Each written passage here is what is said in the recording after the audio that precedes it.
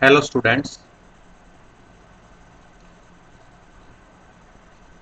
इस वीडियो में पढ़ेंगे एनर्जी। एनर्जी की डेफिनेशन क्या हो जाएगी? The capacity of doing work. किसी बॉडी की काम करने की जो कैपेसिटी होती है,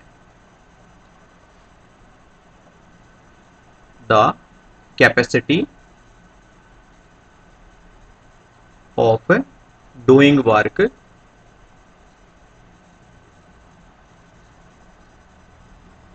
इज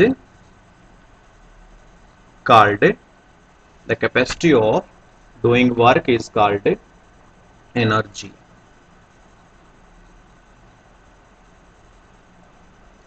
एनर्जी स्केलर क्वांटिटी होती है। Energy is a scalar quantity.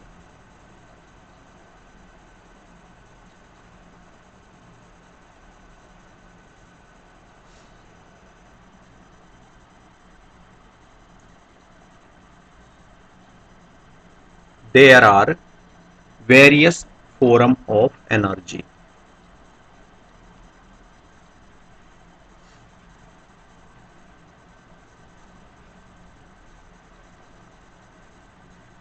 Energy की कई सारी फॉर्म हो सकती हैं, जैसे कि नंबर एक, मैकेनिकल एनर्जी।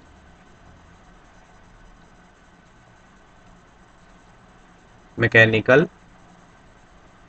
एनर्जी।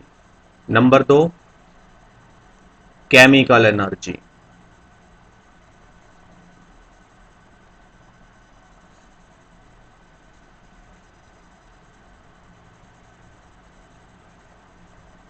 नंबर तीन, इलेक्ट्रिकल एनर्जी।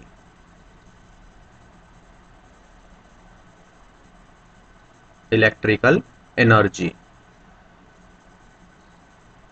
नंबर चार, magnetic energy.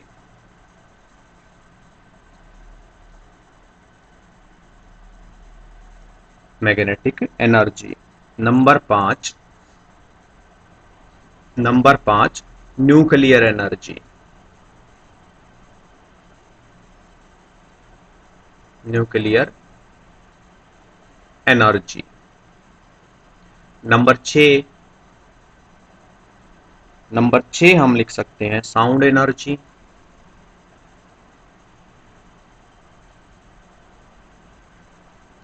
Number seven, light energy.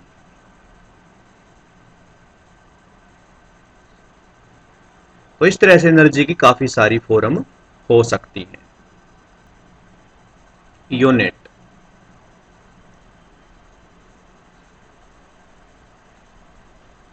अगर यूनिट की बात करें तो एसआई यूनिट हो सकती है और सीजीएस यूनिट हो सकती है। SI unit joule,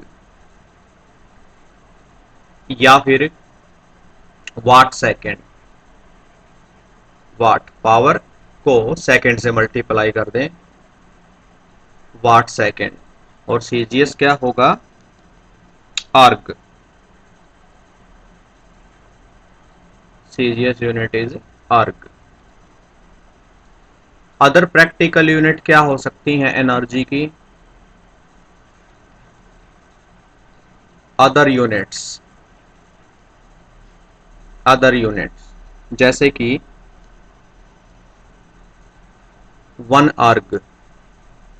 one आर्ग 10⁻⁻7 joule, क्योंकि 1 जूल इक्वल होता है 10⁻⁻7 अर्ग। एक हो सकती है kilowatt hour.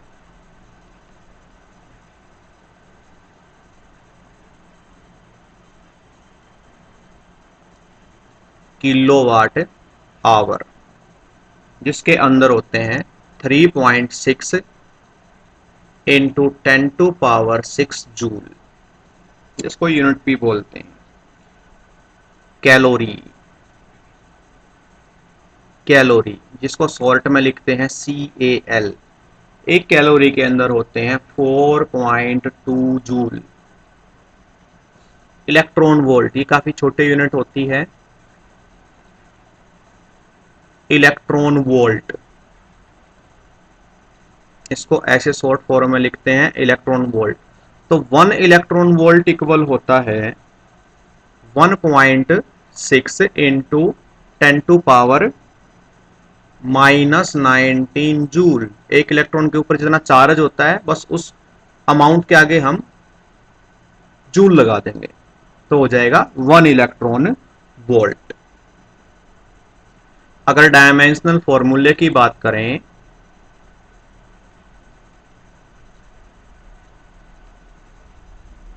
Dimensional formula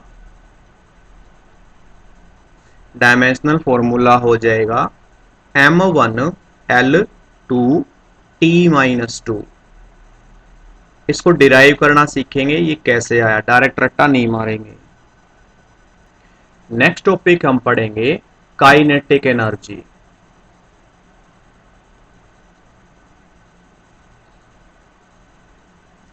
kinetic energy, जिसको शॉर्ट में लिखेंगे के ई, क्योंकि एनर्जी की कई सारी फॉर्म होती हैं, तो काइनेटिक एनर्जी भी एक फॉर्म है। काइनेटिक एनर्जी को हम ऐसे समझें, जैसे कोई कार, एम मास की कोई कार अगर वी वेलोसिटी से जाने लग रही है, तो मोशन के कारण उसके अंदर जो एनर्जी आ गई है, या किसी स्टोन, एम मास के स्टोन को हम फेंक दें किसी वी वेलोसिटी से, तो मोशन के कारण उसके अंदर जो एनर्जी आ गई है उसको बोलेंगे काइनेटिक एनर्जी। और जिसका फॉर्मूला होता है 1/2 m और वी स्क्वेयर, वेलोसिटी का स्क्वेयर, ये होती है काइनेटिक एनर्जी। तो डेफिनेशन क्या बन जाएगी, the energy possessed by the body due to motion, या by virtue of its motion. Kinetic energy of a body is, definition क्या हो जाएगी, kinetic energy of a body is the energy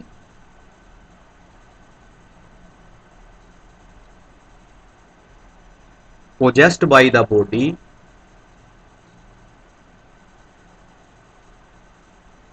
possessed by the body किसके कारण, motion के कारण, by virtue of its motion, by virtue of its motion. Motion के कारण जो बॉडी के अंदर एनर्जी होती है उसको बोलते हैं काइनेटिक एनर्जी।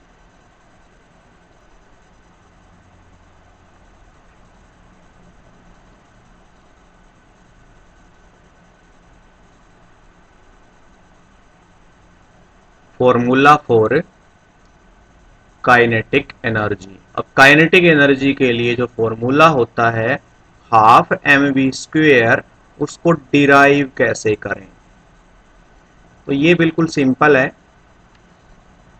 मान लीजिए एक m मास की बॉडी यहां पे रेस्ट पे है, उसके ऊपर हमने F फोर्स लगाया और वो S डिस्टेंस कवर करके अब फाइनली यहां पे पहुंच गई। S डिस्टेंस उसने कवर किया m मास वाली बॉडी ने, और उसकी वेलोसिटी हो चुकी है v, इस डायरेक्शन में। अब पहले उसकी वेलोसिटी 0 थी, बाद में उसकी वेलोसिटी v है, तो कुछ एक्सेलरेशन भी उसके अंदर आई है इस डायरेक्शन में। s उसने डिस्टेंस कवर करी है, तो let m equal to mass of the body,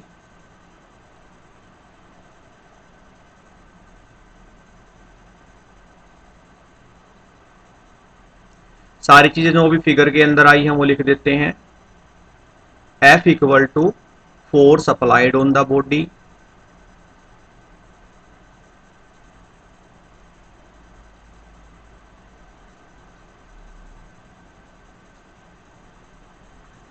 force applied on the body, S displacement covered by the body,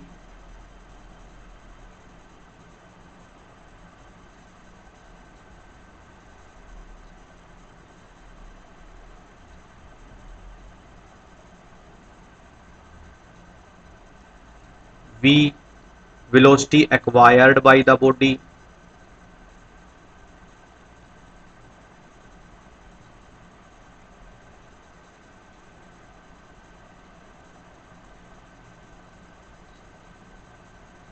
velocity acquired by the body।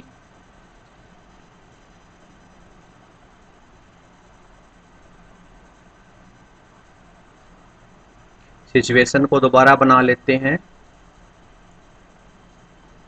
हमारे पास एक m मास वाली बॉडी थी जिसकी इनिशियल वेलोसिटी थी 0, उसके ऊपर हमने F फोर्स लगाई तो s डिस्टेंस कवर करके यहाँ पहुंचती है और उसकी फाइनल वेलोसिटी v बन जाती है, कोई उसके अंदर एक्सेलरेशन भी आई हुई है। एक्सेलरेशन की वैल्यू निकालते हैं। फाइंड ए, एक्सेलरेशन को अगर निकाल लें तो यूजिंग रिलेशन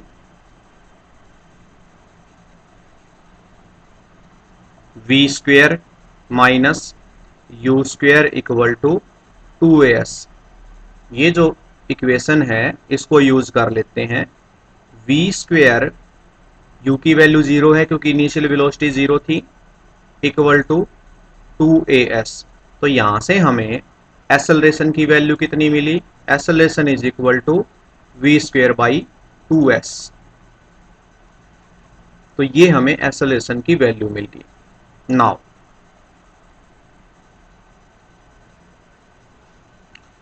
अगर फोर्स की बात करें, फोर्स होता है मास इनटू एक्सेलरेशन, तो देयरफॉर फोर्स किसके इक्वल हो जाएगा? मास और एक्सेलरेशन की वैल्यू पुट कर देते हैं, v square by 2s, equation number 2। अब वर्क की बात करें, वर्क होता है फोर्स इनटू डिस्प्लेसमेंट। फोर्स की वैल्यू क्या है? m v square by 2s और डिस्प्लेसमेंट है s। s से s कैंसिल हो जाएगा, हमारे पास क्या बचेगा? 1/2 mv स्क्वेयर, यानी कि हमारे पास वर्क की वैल्यू आ गई हाफ mv स्क्वेयर। हुआ क्या है, स्टार्टिंग में बॉडी रेस्ट पे थी, स्टार्टिंग में बॉडी रेस्ट पे थी, उसके ऊपर F फोर्स लगाई और S डिस्प्लेसमेंट तक F फोर्स लगाई, तो कुछ वर्क यहां पे हुआ। वही वर्क उसके अंदर काइनेटिक एनर्जी की फॉर्म में बॉडी में स्टोर हो गया, क्योंकि अब वो मोशन में आ गई है। मोशन में लेके कौन आया है? जो वर्क उसके ऊपर हुआ है, तो वही वर्क उसके अंदर काइनेटिक एनर्जी की फॉर्म में स्टोर हो गया है। तो ये जो वर्क है यही बॉडी की काइनेटिक एनर्जी है। देयरफॉर काइनेटिक एनर्जी इक्वल हुई half m v square.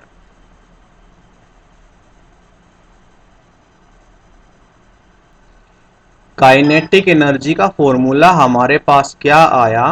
Kinetic energy is equal to half m v square. Half 1/2 हमेशा पॉजिटिव, मास हमेशा पॉजिटिव और वेलोसिटी का स्क्वायर है तो भी हमेशा पॉजिटिव, तो काइनेटिक एनर्जी किसी बॉडी की हमेशा पॉजिटिव रहेगी। तो हम लिख सकते हैं नोट के अंदर, kinetic energy of a body is always positive. Kinetic energy of a body is always positive. Kinetic energy हमेशा पॉजिटिव होती है, it can never be negative.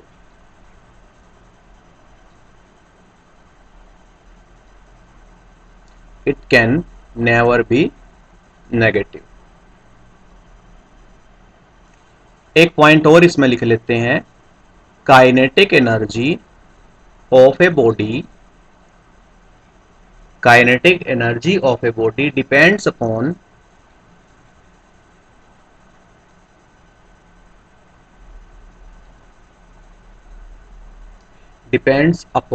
The frame of reference.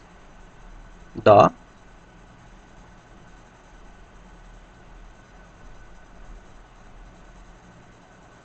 क्या फ्रेम ऑफ रेफरेंस हम लेके चल रहे हैं उसके ऊपर डिपेंड करती है।